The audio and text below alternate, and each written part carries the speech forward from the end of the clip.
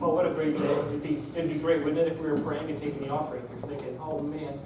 But I do want to look at God's Word a little bit. But I've been thinking too a little bit about Father's Day. A friend asked a little boy, what's Father's Day all about? And the little 8-year-old, he answered boldly. He goes, it's simple. Father's Day is just like Mother's Day, except with less gifts. Yeah, go figure.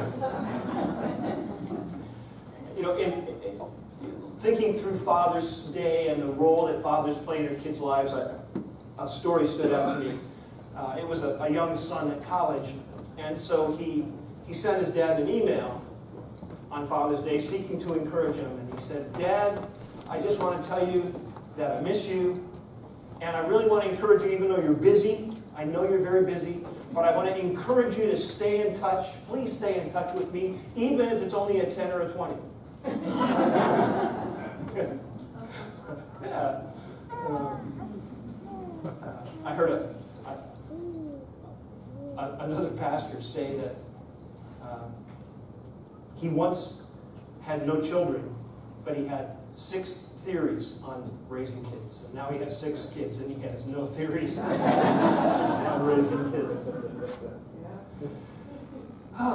Well, what are we to do with Father's Day? We've honored the fathers, and to be honest, it doesn't take a rocket scientist to figure out that fathers today, we're kind of in a precarious position. There was a day back not all that long ago when we really did rule the roost. Dave alluded to, dad's coming home from work and plopping himself down and being fed. Right. Not now. But more than that, it's not just that we're engaged in more ways, which is a good thing, but our culture, as they tried to correct kind of too much men and not enough respect for women, and now as they correct that, now we're the ones on the short end of the stick. And for the most part, nobody can figure out what a dad is actually supposed to do apart from actually father a child. In fact, you just watch TV. I was reading this one report. It was J.R. McNamara and male identity in the media. And he said that less than 20% of the media profiles reflected in popular culture were positive of fathers. They're all like The Simpsons, right? They're all like, at best, they're stupid but harmless. And then often we become actually the problem. It's a tough place to be. So I started trying to figure out how bad is that? And because of some other things that were happening this past week, I started to interact with our healthcare system, especially child welfare. And what I found out was that a lot of the forms don't even ask for the father's name. There's not even a place to put it if you wanted to. And in the offices where child welfare, it's all pastel colors and flowers and the women's magazines, the assumption is really clear. They're not expecting a man to even show up. And I found out that sometimes when they'll do welfare checks, and if a man answers the door, the first thing the worker will say is, "Could I speak to the mother, please?" Now, we understand why, because of the abuses and other things. Well, I totally get it. I just want to point out that guys can be in a pretty precarious spot today. So we have very little support socially. And it's important that we get a little support biblically for what a father's job really is. What does a father do? We tend to kind of get off on stereotypes. Fathers fix. Fathers cut and build, and well, apparently they don't all fix, right? I got a few of those myself. Right? In fact, when I was putting in a ceiling fan, and of course, when do you do it? You do it when you need it, dead of summer. You go up in the attic to rewire that thing. It's like 1,000 degrees up there, and I've got blown insulation, so now it's sticking to me. It's just like, and I'm crawling through, and I'm downstairs, I measure carefully, and I go upstairs and I measure carefully, and I find this spot where I'm going to go down in the wall to the switch. I should not see daylight. I should be in the middle of my wall. So then I went, God, and now I'm going to have to patch the hole and go down in my bedroom.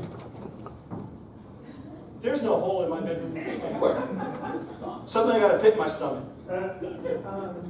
So I went into our bathroom, into the shower. Sure enough, there's the hole.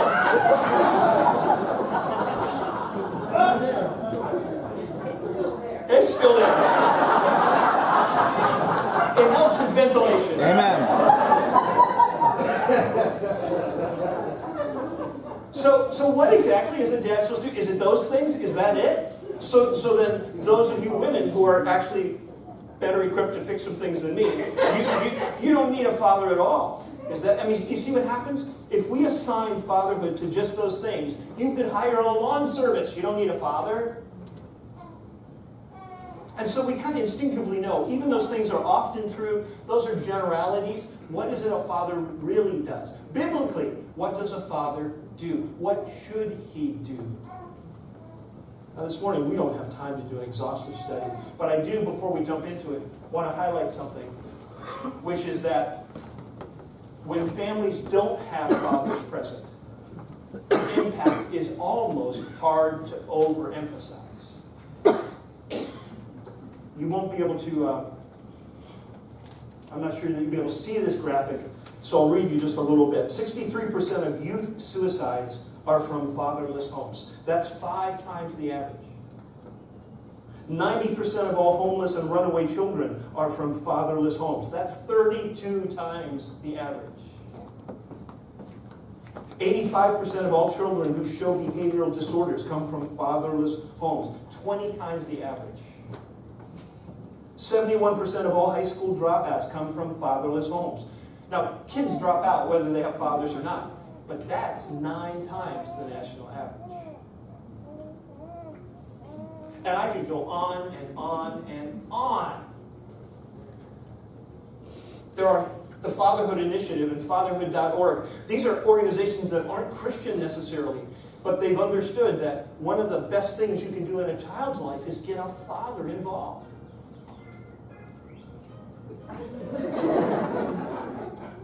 Yeah, haha, I already saw this mine. You know, sometimes people say, oh, you should put a little slide up to remind people. That works better.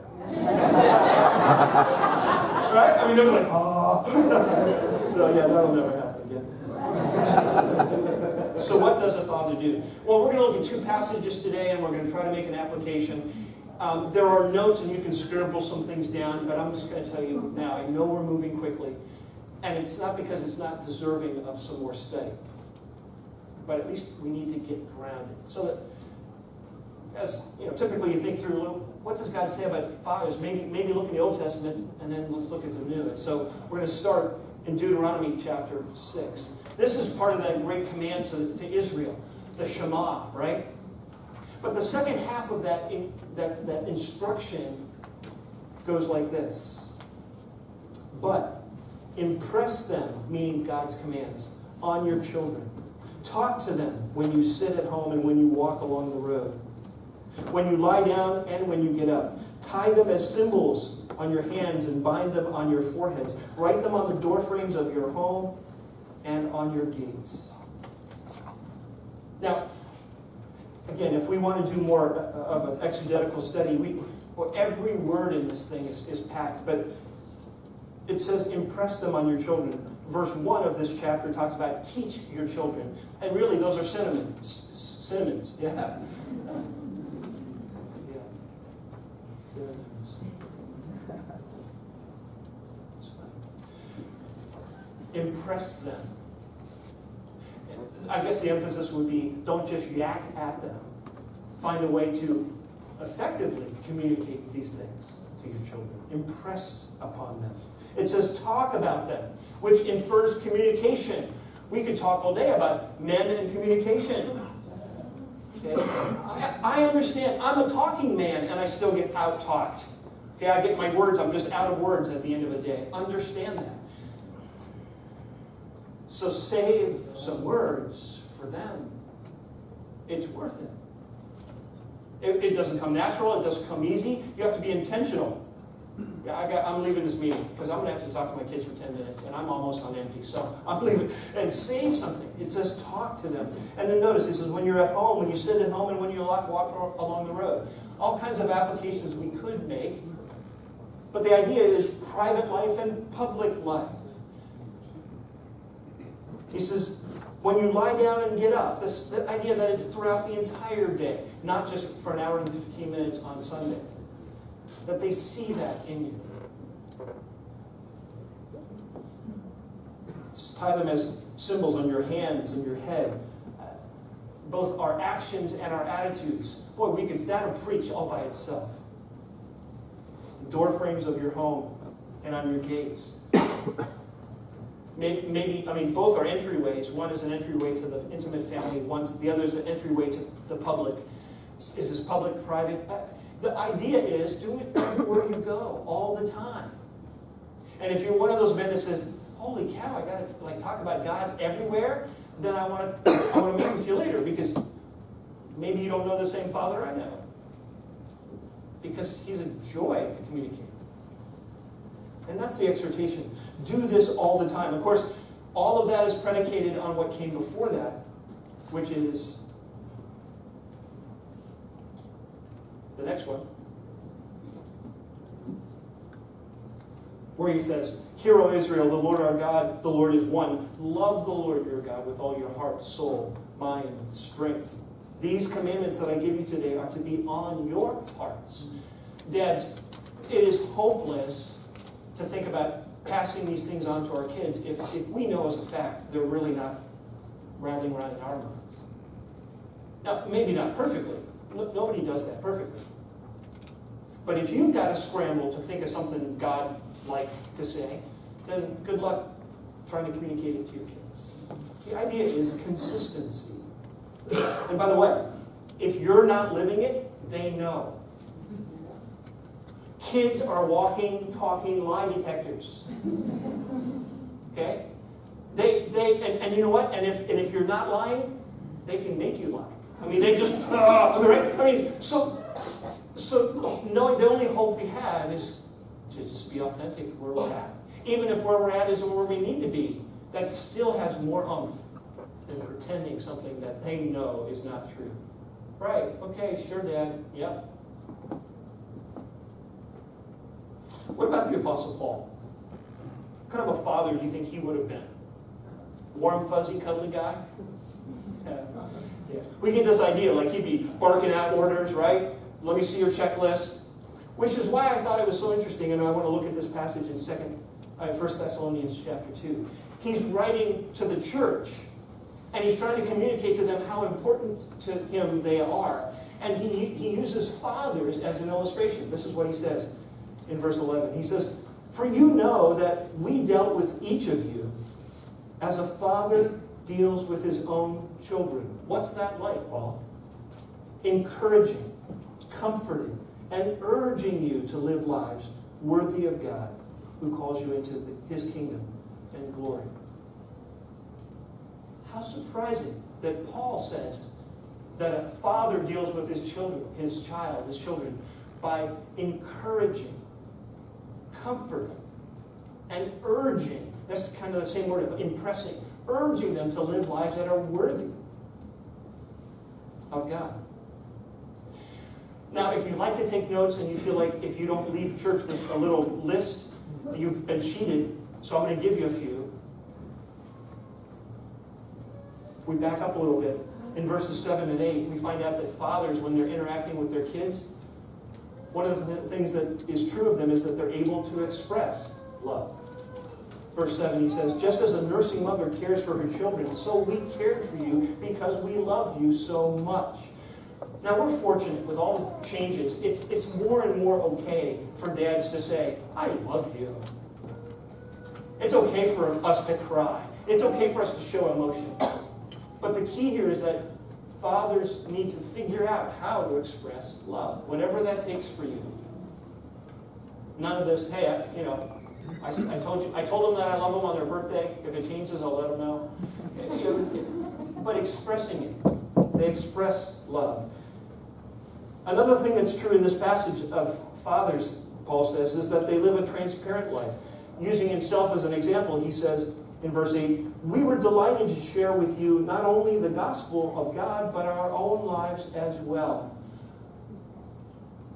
And so perhaps fathers could be encouraged to make sure that we actually show what's going on in our lives. That's a problem if what's going on isn't good.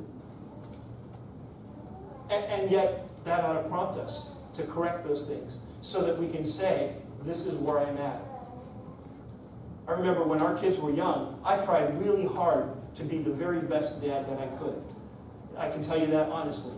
But looking back, I'm not sure that I was trying so hard that I was kind of skipping over some of my pretty clear faults. I'm not sure that they didn't get the impression that I was faking something. And the irony is, I wasn't trying to fake it, but I was trying so hard to do right that I just tried to ignore anything that wasn't mattering. If I could go back, one of the things I would do different is I'd just be more transparent. I don't have this together. I really don't. He says in verse 9, he says, we worked night and day in order not to be a burden to you. Boy, dads, most of us can relate to that. And so fathers just naturally kind of model what unselfish sacrifice looks like. That's a good thing. It doesn't replace the other things, but it's a good thing. Verse 10. For you are my witnesses, he says, and so is God, of how holy and righteous and blameless we were among you who believed. Boy, most of us dads wish we could say that. But the idea is here that it's authentic spirituality. We're just calling it like it is. If you're not there, say it. I'm not there. But I aspire to better, and I want you to aspire to better. I guess we both are going to work on this. And lastly, in verse 12, he says that fathers make a lasting impact, a lasting influence on their kids. That's when he says, urging you to live lives worthy of God. Live a life that really matters, that makes a difference. That was the hardest thing about Josh's funeral, is to listen to stories from friends of a young man who, full of energy, always into something, but was coming into his own relationship with God. His friends were hearing about his walk with Christ when nobody else was around. He was living it on his own. And I just thought, I wish I could have known him. That's what we want for our kids. Okay, fathers, got it? So there's your little list. Take that home, do that. Call me in the morning. But that's the problem, right? You say, really? Because I'm struggling with one of those, and there's 5 or 6 of those, and there was 2 passages, and I'm stuck. Oh, help! So, okay, maybe we can boil it down a little bit more. Because I know what it's like to sit there as a father and to struggle saying, I can't even begin to count the areas where I've screwed this up. So, what if we were to boil it down a little bit? So I set aside some of these passages this week, and I just started thinking, what, when you boil it all down, what does it come down to? And I stumbled upon, by God's providence, some of you guys have read Wild at Heart and other books by John Eldredge, which you may not know. He wrote a little tiny pamphlet about fathering. And in that little book, he makes a point that I thought maybe is worth us remembering today. John Eldredge, in that little book, he makes the point that actually when you boil it all down, fathers, the only thing you have to do is answer one question for each of your kids. Just answer one question. I'm thinking, okay, there's hope in this. I can do this. Now, the question is different for boys than girls, but it's really just one question per kid. It's the question they're asking, and it's the only question you really are you need to fulfill as being a father, is to answer that question. It is kind of funny to think about how boys and girls are different, right? Very different. You don't have to teach a boy sound effects.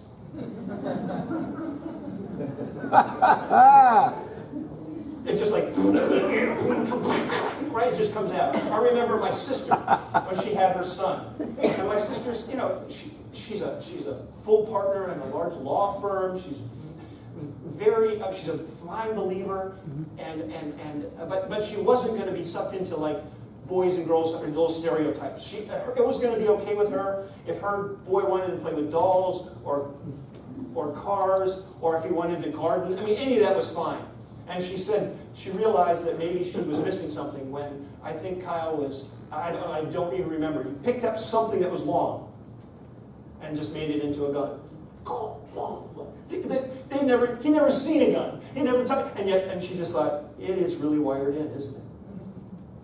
You know, boys, if you watch the way they play, if you watch what they do when they get to do anything they want, it's always about who goes the fastest, who can go the farthest. I mean, I loved riding bikes as a kid, and we rode bikes, and then we see who could go fastest. And then after that was done, well, let's see who can go the farthest. And then after that was done, it was like, well, let's see who can. So we built a ramp. And then it was like, let's see who can go the highest. And it was like death-defying. And they're always driven by the mostest, the bestest, the fastest. I grew up in Fort Lauderdale. I had a nice little home. We had a beautiful in-ground pool. What's wrong with just swimming in the pool? Nothing, unless you're a boy. So you swim in a pool, it gets bored. I said, you know what would spice this up? I had scuba tanks. I love scuba diving. So I said, let's take the scuba tank in the pool. So then we're scuba diving around under there. And of course, one guy can wear the scuba tank, and the other guy comes up and takes it from him, and you play. And that was fun for a little bit. And then that got boring. So then I thought, we had 7 weird concrete statues around our pool. If we put those in the pool, it'd be like the lost city of Atlantis. Boom! So before you know it, all those statues are all kind of piled in my pool. Now we're scuba diving through Atlantis. That was cool. Under there like this, and then we can see who can drown the other one. And then, what we need is a shipwreck. So I got my 10-foot John boat, and we sunk that next to the thing. So now the boat and the statues are in the pool, and that was a blast for about 15 minutes. So then my buddy it was his turn with the scuba tank, and he's under there, and I'm thinking, I should do something to him. What can I do to him that he doesn't know it's coming? The roof. So I got up on the roof, and I cannonballed off the roof. Now, to be fair, the first time we jumped, no one had actually done that before. We weren't sure you could, because there was like this much space between the pool and the roof. I was pretty sure with a running jump, I would make it into the pool, but we weren't sure until I did it. And that's hard. By the way, it's hard to get a running start when the roof is like this. So it's tricky. I will not demonstrate and hurt myself. But anyway, so I ran and I did this cannonball. It did occur to me while I was in the air that wait, there are concrete statues in the pool. How hard can it hurt? I mean, how bad can it hurt? It's not big. Boom, boom, and he's like, whoa, what was that? And so, and he goes, you put on the scuba tank. I'm gonna cannonball you. So then now we're jumping off the roof into the pool full of boats and statues. And that got boring. And I thought, you know what? Let's get that big piece of plastic. Maybe we can make a parachute and jump into the pool. That almost killed us because, of course, you can't jump as far. And it didn't work so well. Let's put the plastic on the water. That would be cool. It's like concrete. We almost ended the thing. And finally I thought, okay, wait. What if you wrap me in the plastic and then I jump in the pool? And my friend, he's a good friend, so he says, okay. So now I'm wrapped in plastic, and then it dawned on me, wait, how am I going to get a running start when I'm wrapped in plastic? You can't do this. And my biggest worry was that I was going to land flat. That would hurt. So I said, go get that chain out of my shed. And so we put chain around my feet so that my feet would go in first. So chain and plastic. And my buddy Chris, he's like, I'm good with this. Yeah, it's fine. We've done this kind of stuff before. This is how we roll, okay? So then I realized I got to the edge and I said, I can't make the pool without you helping me. So I'm going to jump up in the air on 3. When I'm in the air, then you shove me as hard as you can, hoping that I make it into the pool. So Chris says, okay. 1, 2, 3. And Chris shoves me as hard as I can. Now, when you're a boy, you can stop time. And so as I'm in the air, and everything's going, right? And Chris pushes me, and the first thing I see is him going, and I realized he's going to come in right on top of me. That should be cool. And as I started, it worked perfectly. I kind of leveled out. I'm going in straight. And as I was going into the water, I saw my dad home from work early.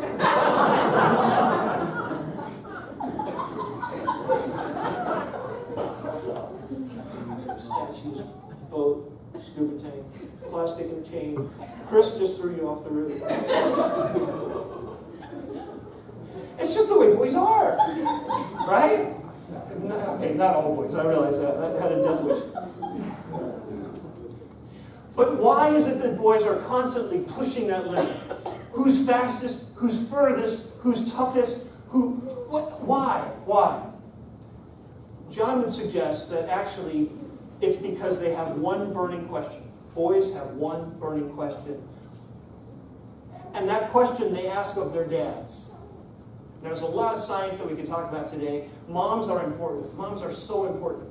But moms play very distinct roles in kids' lives. They are caregivers, and they are comforters, and they're safe. It's unconditional love. Now, every dad wants to display unconditional love, but the truth of the matter is, the things that fathers bring, that's not the most important part. Fathers bring other things to the mix when it comes to parenting. And one of those is that it's generally the fathers who help the kids with their own gender identity, figuring out who they are. They're asking their dad a question, and the boys are asking their dad this question. I don't remember if I even made. There you go. One important question. Do I have what it takes? That's what a boy wants to know from his dad. Do I have what it takes? You know what I love about that question? Is that it doesn't necessitate biggest, strongest, fastest, smartest. You see, a person can have what it takes and be small or large, fast or slow, because God's gifted us all with a unique blend of gifts. And we all know that every guy we know is different, good at some things, bad at others. If you're not sure how that works, you should come camping with us next time and watch who knows how to do some things and who doesn't. Or you can go on the Mike hike with us, right, Jeff? Yeah, right. Yeah, That'll happen. well. Every boy is asking, do I have what it takes? And they're pushing and they're testing to find out, do I have what it takes? Girls are very different. See, when you leave boys alone, what are they going to wear? If anything. I will. Trust me. Camo or the uniform of like a policeman or the athlete or you leave girls alone and what do? You leave boys alone and it's a war, it's a battle. What are the stories boys love? Battle, adventure, danger. I remember distinctly growing up that if whatever we were going to do, if there wasn't a fairly good chance somebody could be maimed or killed, it was boring. That's just the way I was wired. It's amazing I'm standing here today. I didn't even start to tell you about when I got a hang glider. That's another whole series of stories.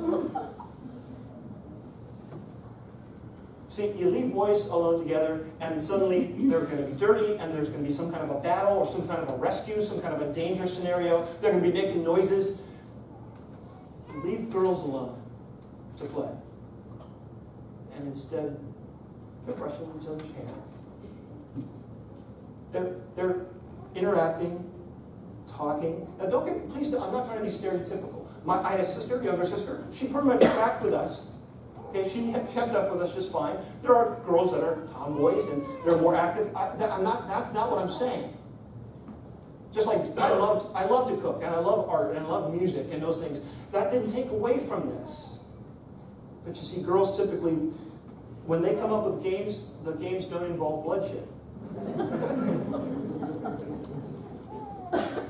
You know, their games have different names like wedding day, prom night, right? Dress up, play house. I remember my sister told me, I'm like, huh? What? You mean burning house? Yeah, no, let's play house. What? You know, zombie apocalypse house, but not. See, they play house, or they play movie star, or they play recording artist, and they talk. and talk and talk and talk and talk and talk and talk and talk and talk. Why? Because they're asking a different question, and it's relational in nature. The question that girls are asking their dad is, am I lovely? Am I lovely? Lovely enough to be pursued? Lovely enough to be worth it? Lovely enough to be with? See, boys and girls are asking two different questions. All a dad has to do is understand that that's what's going on and answer that question. Do I have what it takes? Am I lovely? And so one of the things we want to say this morning is, now that you know, Dad, that that's really the only job you have, we want to encourage you. You got this. You got this.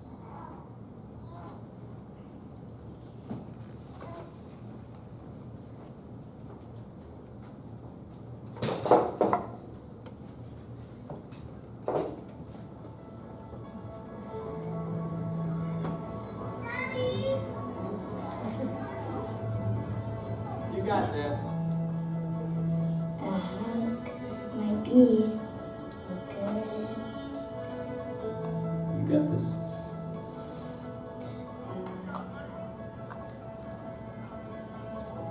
Come on! You got this!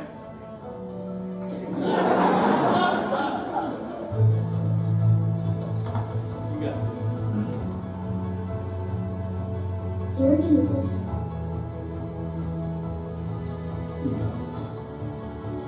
I want to invite you into my heart.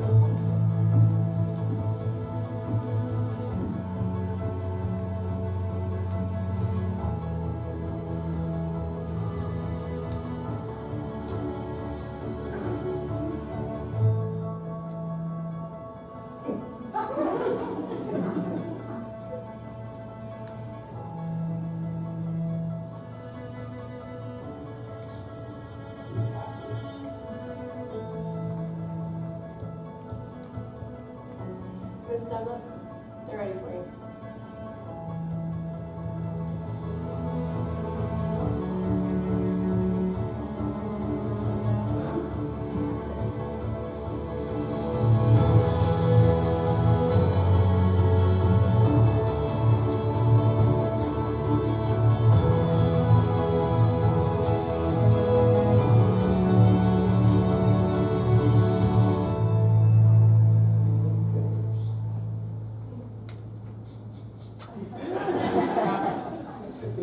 You got this.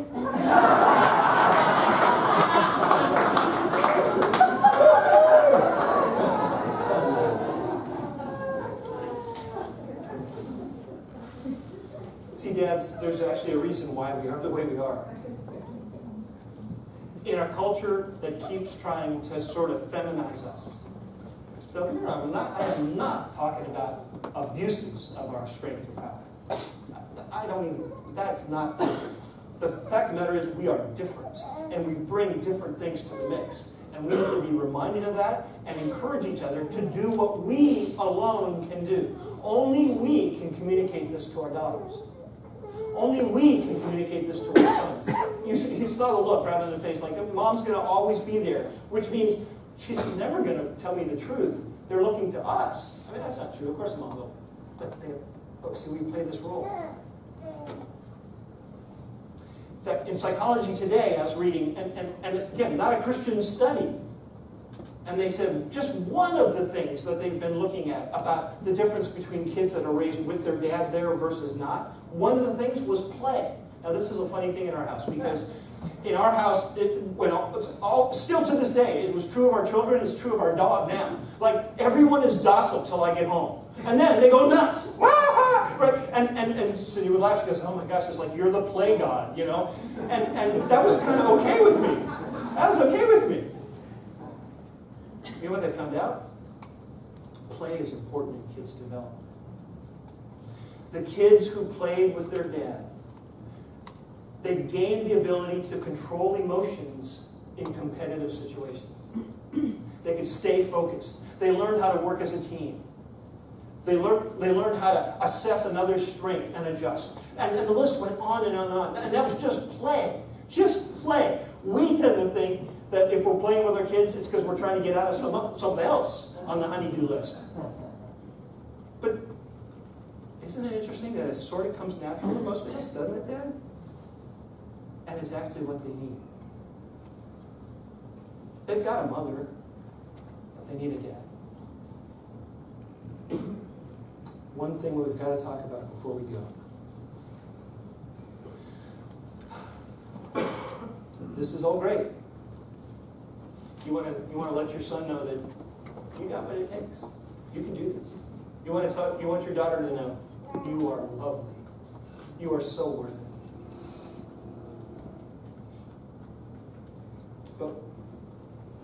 But I wonder if we can be expected to give something that we may never have received.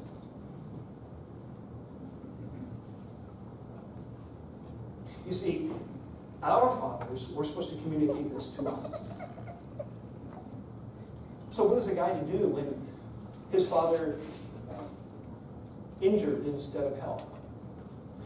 Or what if he didn't injure, he just didn't do that great of a job? I grew up knowing my dad loved me. My mom told me that all the time. I think I was married before I ever heard him say it himself. He was a great guy. What if our father wasn't there at all?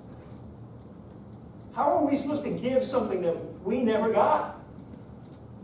If only we had a father that we could look to. If only we had a father that could still model for us what it looks like to answer this question.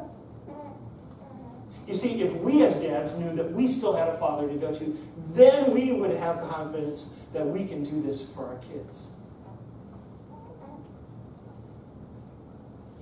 And the message of the entire morning has been just that. We do. Psalm 68. Sing to the Lord. Sing in praise of his name. Extol him who rides on the clouds, which sounds like a lot of fun, by the way. I'm going to do that when I get there. Rejoice before him. His name is the Lord, a father to the fatherless, a defender of widows. Is God in his holy dwelling. God sets the lonely in families. He leads out the prisoners with singing. Honestly, maybe we should start celebrating our dysfunctional families. Because it is the failures that our dads made that drives us now to the dad that won't make failures, won't make mistakes. Fathers, none of us have it right. We have made mistakes, some of which we can't get back, others of which we hope. But wait, one of the messages we're sending to our kids is, we're still a work in progress. So are they. It's okay.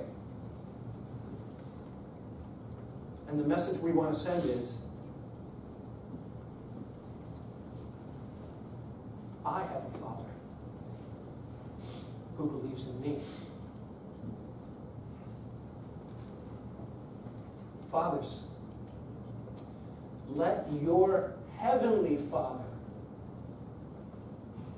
impact the way you father. Let him speak into you as you speak into them. And guess what? He doesn't have a hang-up with the fact that you're a failure. He's been waiting for you to figure that out. He is so okay with that. You want to be a chip off the perfect block. And we're not even afraid of failure. We can look our kids right in the eyes and go, I blew it. My dad actually knew I was going to. He knew it. He's got a plan to even deal with it.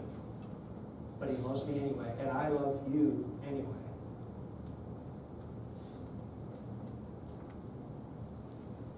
Be a chip off the old block. Father like your father fathers you. You got this. Let's pray.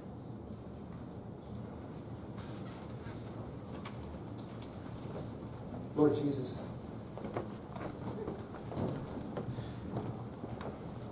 throughout your teaching, you kept telling us about the Father. Show us the Father. So we look to you. You said that everything you say and do, you only do and only say what you've seen the Father say and do. And so when we look at you, we see the Father. Lord Jesus, we love you and we worship you. Would you enable us? Would you enable us as fathers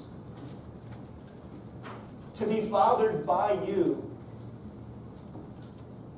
so that we can love our kids? Help our boys know they've got what it takes. Help our girls know, oh, honey, you are more than lovely enough. Because you're a good, good father.